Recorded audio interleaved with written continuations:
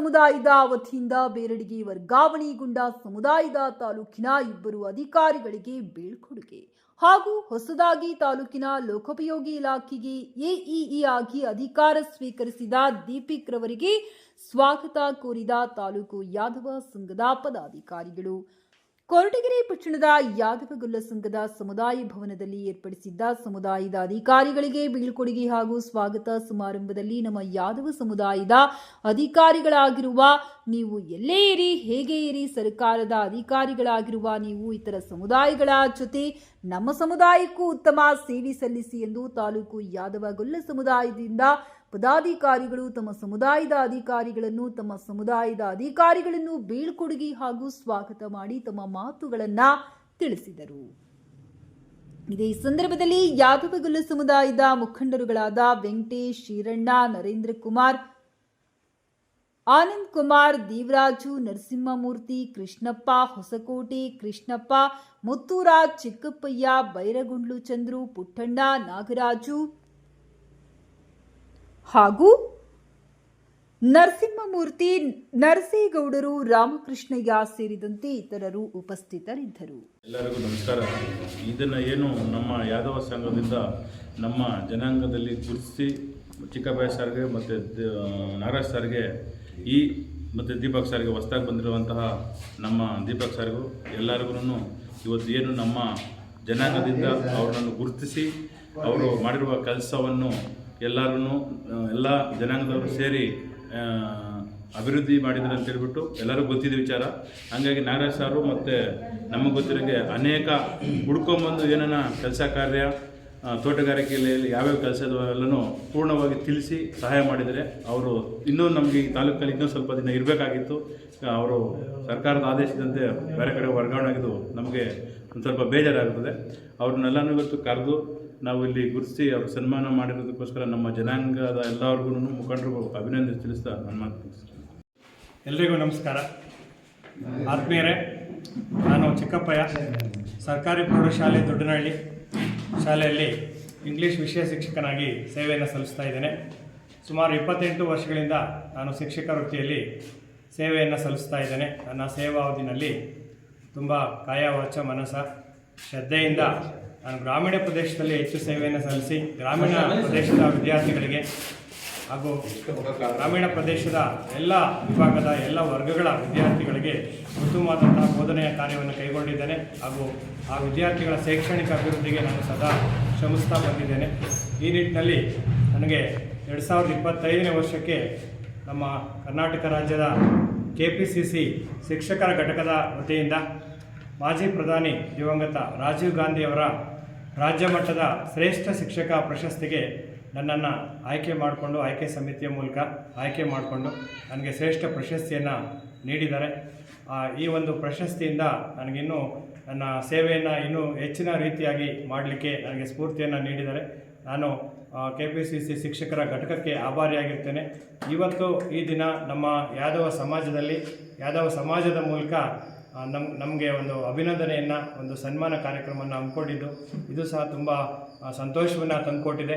ನಾನು ನಮ್ಮ ಯಾದವ ಜನಾಂಗದ ವಿದ್ಯಾರ್ಥಿಗಳ ಅಭಿವೃದ್ಧಿಗೂ ಸಹ ನಾನು ಶ್ರಮಿಸ್ತಾ ಇದ್ದೇನೆ ಹಾಗೂ ಇದರ ಜೊತೆಗೆ ನನ್ನ ಎಲ್ಲ ವಿದ್ಯಾರ್ಥಿಗಳಿಗೂ ಸಹ ನಾನು ಕಾಯ ವಾಚ ಪ್ರಾಮಾಣಿಕವಾಗಿ ಸೇವೆಯನ್ನು ಸಲ್ಲಿಸಿ ಆ ವಿದ್ಯಾರ್ಥಿಗಳ ಶೈಕ್ಷಣಿಕ ಅಭಿವೃದ್ಧಿಗೆ ನಾನು ಶ್ರಮಿಸ್ತೀನಿ ಅಂತ ಹೇಳ್ತಾ ಈ ದಿನ ನನಗೆ ತುಂಬ ಸಂತೋಷವನ್ನು ಉಂಟು ಮಾಡಿದೆ. ಧನ್ಯವಾದಗಳು. ಎಲ್ಲರಿಗೂ ನಮಸ್ಕರಿಸುತ್ತಾ, ನಮ್ಮ ಕೊರಟಗೆರೆ ತಾಲ್ಲೂಕಿನ ಯಾದವ ಸಂಘವು ಈ ಒಂದು ಏನು ಸನ್ಮಾನ ಕಾರ್ಯಕ್ರಮವನ್ನು ಹಮ್ಮಿಕೊಂಡಿತ್ತು ಅದು ತುಂಬ ಯಶಸ್ವಿಯಾಗಿ ಚೆನ್ನಾಗಾಯಿತು.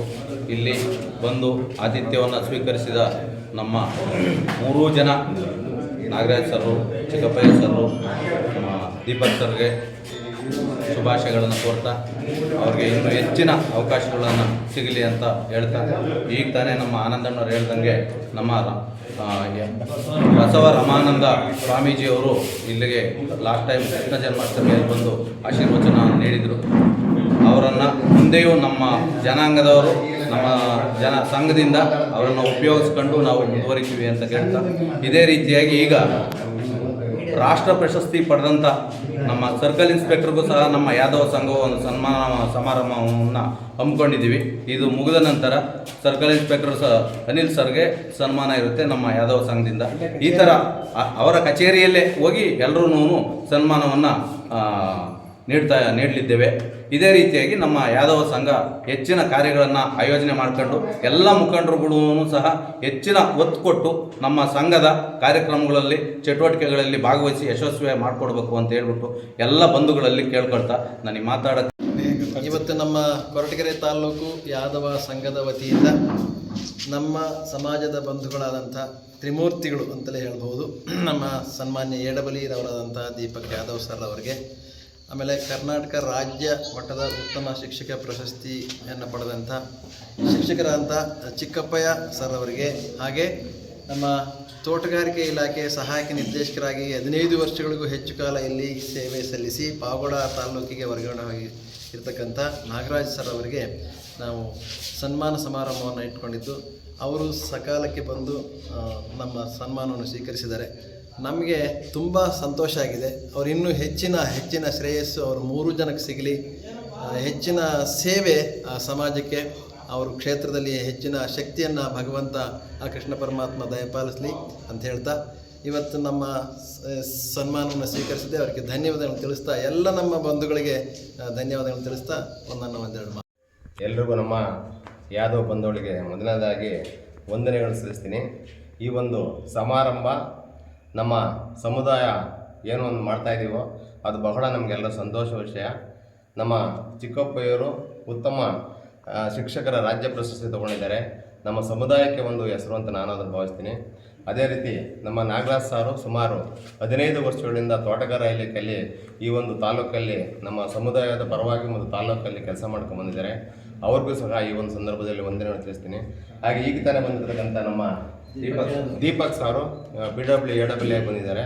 ಅವರು ನಮ್ಮ ಸಮುದಾಯಕ್ಕೆ ಹೆಚ್ಚಿನ ಒಂದು ಶ್ರದ್ಧೆ ವಹಿಸಿ ನಮ್ಮನ್ನು ಎಲ್ಲ ಒಂದು ಸಮುದಾಯನ ಒಂದು ಒಮ್ಮತ ಮೂಡಿಸ್ಕೊಂಡು ಜಗದೀಶ್ ಸಾರ್ ಹಿಂದೆ ಏನಿದ್ರು ಅದೇ ರೀತಿ ನಮ್ಮನ್ನು ಜೊತೆಯಲ್ಲಿ ಕರ್ಕೊಂಡು ಹೋಗ್ತಾರೆ ಮತ್ತು ಒಳ್ಳೆಯ ಕೆಲಸಗಳನ್ನೆಲ್ಲ ಮಾಡ್ಕೊಂಡು ಹೋಗ್ತಾರೆ ಅಂತ ನಾವು ಈ ಒಂದು ಸಂದರ್ಭದಲ್ಲಿ ನಾವು ಭಾಳ ಆಸೆ ನಿರೀಕ್ಷೆ ಇಟ್ಕೊಂಡಿದ್ದೀವಿ. ಈ ಒಂದು ಸಂದರ್ಭದಲ್ಲಿ 3 ತ್ರಿಮೂರ್ತಿಗಳು ನಾವು ನಮ್ಮ ಸಮುದಾಯದಿಂದ ಈ ಒಂದು ಸಮಾರಂಭವನ್ನು ಏರ್ಪಡಿಸಿ ಅವರಿಗೆ ಕೃತಜ್ಞತೆ ತಿಳಿಸ್ತಾರೆ. ಅದು ನಮ್ಮೆಲ್ರಿಗೂ ಅಭಿನಂದನಾರ್ಹ ಅಂತ ಈ ಒಂದು ಸಂದರ್ಭದಲ್ಲಿ ಹೇಳ್ತಾ, ಅವರೆಲ್ಲರಿಗೂ ಭಗವಂತ ಒಳ್ಳೇದು ಮಾಡಲಿ, ಶ್ರೀಕೃಷ್ಣ ಎಲ್ಲಿ ಹೆಚ್ಚಿನ ರೀತಿ ಶಕ್ತಿ ಕೊಡಲಿ ಅಂತ ನಾನಾದರೂ ಕೇಳ್ಕೊಂತ ಈ ಒಂದು 2 ಚಿಕ್ಕ ಮಾತುಗಳನ್ನು ಮುಗಿಸ್ತೀನಿ. ಹಾಗೂ ನಮ್ಮ ಸಮುದಾಯ ಜೊತೆಗೆ ಇತರ ಸಮುದಾಯಗಳನ್ನು ಸಹ ಎಲ್ಲ ಒಂದೇ ಒಮ್ಮತವಾಗಿ ನೋಡ್ಕೊಂಡು ಹೋಗ್ತಾರೆ ಅಂತ ನಾವು ದೀಪಕ್ ಸರ್ನ ಈ ಒಂದು ಸಂದರ್ಭದಲ್ಲಿ ಕೇಳ್ಕೊತಾ ಇದ್ದೀವಿ. ಹಾಗೂ ನಾಗರಾಜ್ ಸಾರು ನಮ್ಮ ತಾಲೂಕಲ್ಲಿ 15 ವರ್ಷ ಕೆಲಸ ಮಾಡಿ ಹಿಂದೆ ಈಗ ಪಾವಗಡಕ್ಕೆ ಅವರು ವರ್ಗಾವಣೆಗೊಂಡು ಅಲ್ಲೂ ಸಹ ನಮ್ಮ ಸಮುದಾಯ ಮತ್ತು ಇತರ ಸಮುದಾಯಗಳಿಗೂ ಸಹ ಒಂದು ನ್ಯಾಯ ಒದಗಿಸ್ಕೊಡ್ತಾರೆ ಅಂತ ನಾನು ಈ ಸಂದರ್ಭದಲ್ಲಿ ಆಶಿಸ್ತೀನಿ. ಅದೇ ರೀತಿ ನಮ್ಮ ಚಿಕ್ಕಪ್ಪಯ್ಯವರು ಮುಂದೆ ಬಹಳ ಉತ್ತಮ ಶಿಕ್ಷಕರಾಗಿ ರಾಜ್ಯ ಮಟ್ಟದ ರಾಷ್ಟ್ರ ಮಟ್ಟದ ಒಂದು ಪ್ರಶಸ್ತಿಗಳನ್ನು ಸ್ವೀಕರಿಸಲಿ ಅಂತ ಈ ಸಂದರ್ಭದಲ್ಲಿ ನಾನು ಹಾರೈಸ್ತೀನಿ.